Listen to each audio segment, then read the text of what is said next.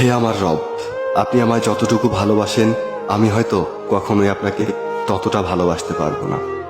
তবে যতটুকু ভালোবাসি ততটুকুর বিনিময় না হয় আপনি আমাকে ক্ষমা করে দিন।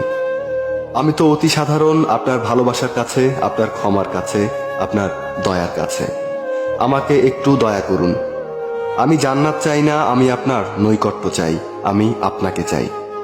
আমি আপনাকে এমনভাবে ভালোবাসতে চাই যেভাবে ভালোবাসলে আপনি আমার উপর সন্তুষ্ট হয়ে যাবেন। আমি জানি আপনার রহমত ব্যতীত আপনাকে পরিপূর্ণ ভালোবাসা সম্ভব নয়। তাই আমার উপর বর্ষণ করুন আপনার রহমতের বারিধারা।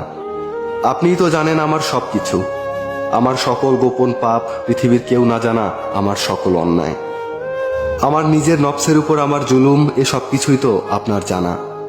আমার এমন কোনো গোপনীয়তা নেই যেটা আপনি জানেন না।